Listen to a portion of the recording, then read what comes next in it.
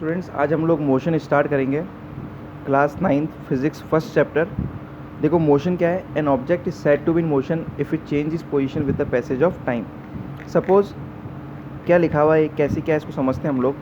देखो सपोज हम प्लेटफॉर्म पे खड़े हैं और यहाँ से एक ट्रेन पास आउट हो रही है, ठीक है। तो यहाँ कोई ऑब्जर्वर है और यहाँ ऑब्जर्वर रेस्ट पे है।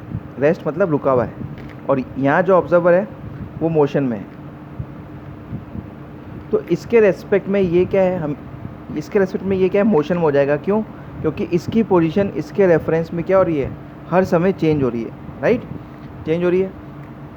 अब सपोज़ यहाँ पे एक और ऑब्जर्वर है। अब ये दोनों आपस में क्या है, रेस्ट पे हो जाएंगे, क्योंकि इन दोनों की पोजीशन एक दूसरे के रेफरेंस में कांस्टेंट है, वो की वही है। तो ये दोनों आपस में क्या फील करेंगे, रेस्ट पे, राइट। तो जब किसी ऑब्जर्वर की पोजीशन चेंज होती हुई दिखे आप लोगों को विद पैसेज ऑफ टाइम, तो it is said to be in motion. Motion के बहुत सारे टाइप्स पढ़े थे हमने। सबसे पहला पढ़ा था, देखो, सर्कुलर। सोचो क्या क्या पढ़ा था 9th में, सॉरी 8th क्लास के अंदर। ऑक्सीलेटरी, राइट, लीनियर मतलब straight line motion, right. They are many examples of motion, right. Vibratory, oscillatory जो होते हैं, सर्कुलेशन, राइट। तो बहुत सारे हम लोगों ने टाइप्स ऑफ मोशंस पढ़े थे, ठीक है। अब सबसे इम्पॉर्टेंट चीज़, जब फिज़िक्स पढ़ रहे हैं हम लोग, दो क्वांटिटी आती है, स्केलर और vector. There are two quantities, scalar और वेक्टर। ये आप लोगों को याद होना चाहिए, इसके डिफरेंसेस, और ये सब एग्ज़ाम में 100% इम्पॉर्टेंट है। तो स्केलर और वेक्टर क्वांटिटी है क्या? देखो, स्केलर क्वांटिटी और एक होती है वेक्टर क्वांटिटी। प्लीज़ ये याद कर लेना, बहुत बहुत ज़्यादा इंपॉर्टेंट कंसेप्ट है। स्केलर क्वांटिटी वो क्वांटिटी होती है जिसके अंदर केवल और केवल quantity which have only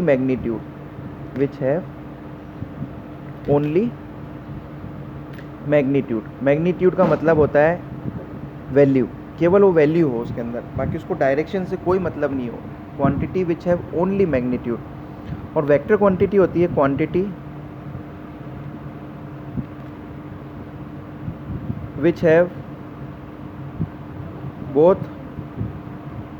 magnitude and direction, ठीक है। Quantity which have only magnitude and quantity which have both magnitude and direction. तो देखो इसका एग्जांपल अगर हम ले, सोचो तो मास होता है, अपन बोलते हैं 5 kg मास, 6 kg। तो मास क्या है, केवल मैग्नीट्यूड बता रहा है। जैसे 5 kg शुगर, कोई डायरेक्शन इसको मतलब ही नहीं, क्वांटिटी है। जैसे टाइम।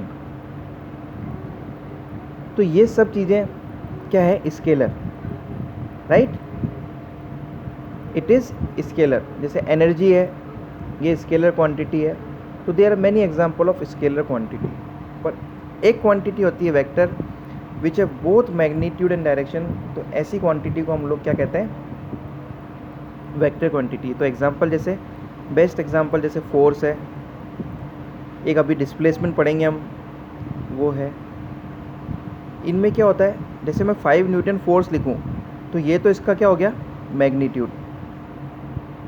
लेकिन मैं लिख दूं इन फॉरवर्ड डायरेक्शन और from east to west, right. देखो ऐसे वेस्ट और ईस्ट बनाते हैं, ये नॉर्थ और ये साउथ। अब मैं लिख दूं फ्रॉम वेस्ट टू ईस्ट, तो डायरेक्शन मेंशन हो गया। अब मैं इधर वाला डायरेक्शन अगर सपोज पॉजिटिव लेता हूँ, और अगर मैं इधर लिख रहा हूँ, तो मैं -5 न्यूटन से डिनोट कर दूंगा। मतलब ये माइनस साइन मेरे को क्या बताएगा, ये ईस्ट टू वेस्ट है।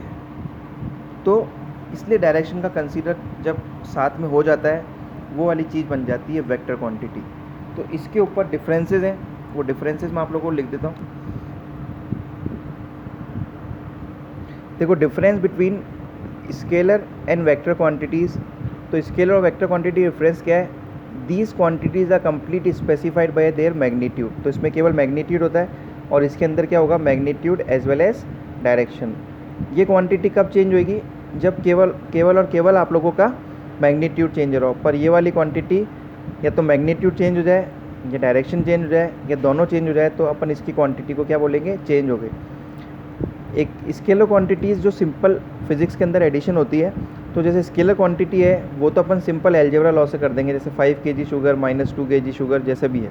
लेकिन जो वेक्टर क्वांटिटी है आप लोगों की, उसमें लॉ ऑफ वेक्टर एडिशन लगते हैं। ये 11th क्लास में पढ़ेंगे हम, लॉ ऑफ वेक्टर एडिशन क्या होता है। तो वेक्टर क्वांटिटी को हम 2+3 डायरेक्ट नहीं कर सकते, यहाँ पे लॉ ऑफ वेक्टर एडिशन लगाना पड़ता है। That we will discuss in 11th class, right. तो पॉज करके स्केलर और वेक्टर क्वांटिटी को नोट कर लेना, right.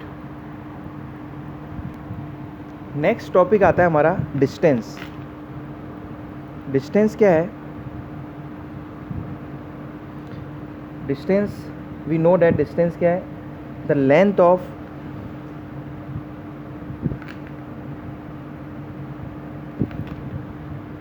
Actual path between initial and final position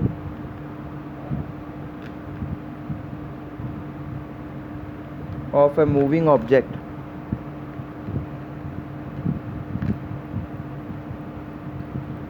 right in the given time interval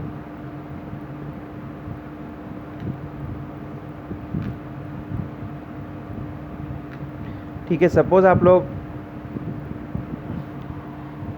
Activa से, आप लोगों जहाँ से भी डिस्टेंस आपने अपने होम से डिस्टेंस ट्रेवल करी और वापस रिटर्न होके आप अपने होम पे आ गए, तो वो जो डिस्टेंस आप लोगों की गाड़ी के अंदर बता रहा है वो मेजर करी जाती है ओडोमीटर से। और वो जो वैल्यू आ रही है, सपोज़ करो आप 50 किलोमीटर वैल्यू आ रही है, तो वो जो वैल्यू है वो आप लोगों की डिस्टेंस ट्रेवल बता रहा है, राइट। तो किससे मेजर करते हैं अपन डिस्टेंस, ये इंपॉर्टेंट क्वेश्चन है। मेजर्ड बाय ओडोमीटर, ठीक है।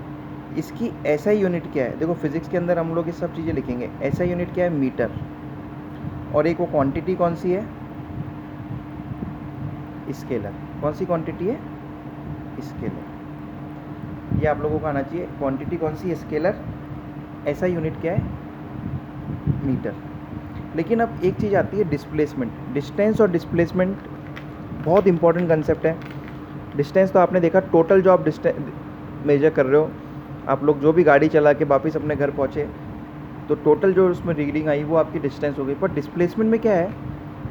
डिस्प्लेसमेंट में ये है, सपोज़ करो आप लोग यूँ गए और वापस इतना ही वापस आ गए। देखो 10 इधर गए, अगर आप वापस इधर आ गए तो ये -10 लिखेंगे। यहाँ पे डायरेक्शन भी कंसीडर हो रहा है, तो ये वेक्टर क्वांटिटी हो गई। तो 10 - 10 इक्वल टू क्या हो गया? 0। मतलब डिस्प्लेसमेंट क्या हो गया? 0। तो डिस्प्लेसमेंट को समझते हैं। डिस्प्लेसमेंट है क्या? The shortest distance, the shortest distance between initial and final position of moving object.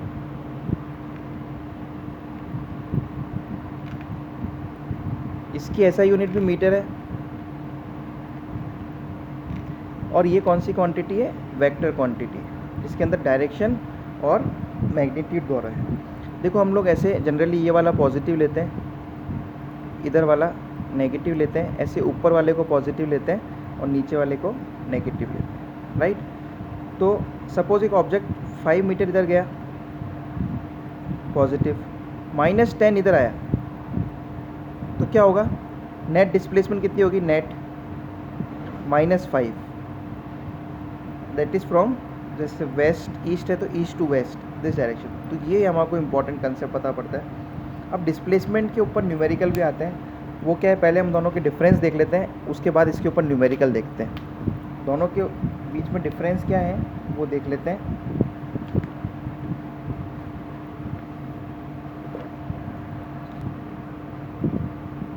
देखो डिफरेंस क्या है, जो मैंने डेफिनेशन बताई, एक तो वही हो गया, right.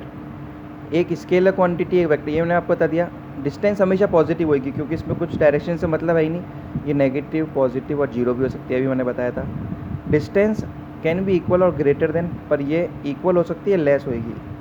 Distance travel is not a unique path, पर ये यूनिक पाथ देता है, क्योंकि इसकी डेफिनेशन क्या है, शॉर्टेस्ट। तो जैसे एरोप्लेन जो ट्रैवल कर रहा है ना, वो आपका डिस्प्लेसमेंट ट्रैवल कर रहा है वो, पर आप जैसे अपन एरोप्लेन से चल रहे हैं तो वो अपन शॉर्टेस्ट डिस्टेंस इनिशियल और फाइनल पोजीशन पे जा रहे हैं, पर अपन किसी व्हीकल से आ रहे हैं तो अपन को गलियों में मुड़ना है, करना है, तो ऐसे करके उसमें नेट टोटल पाथ ट्रेवल कर रहे हैं अपन, right.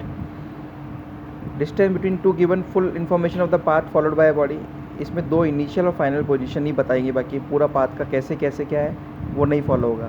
Distance never decreases with time, बिल्कुल सही बात है, डिस्टेंस कंटिन्यूसली बढ़ेगी, पर डिस्प्लेसमेंट आप देख रहे हो पॉजिटिव भी हो सकती है, नेगेटिव भी हो सकती है और जीरो भी हो सकती है, राइट। तो आज हम लोग इतना करते हैं, नेक्स्ट क्लास में इसके न्यूमेरिकल्स और उसके आगे प्रोसीड करेंगे। Thank you.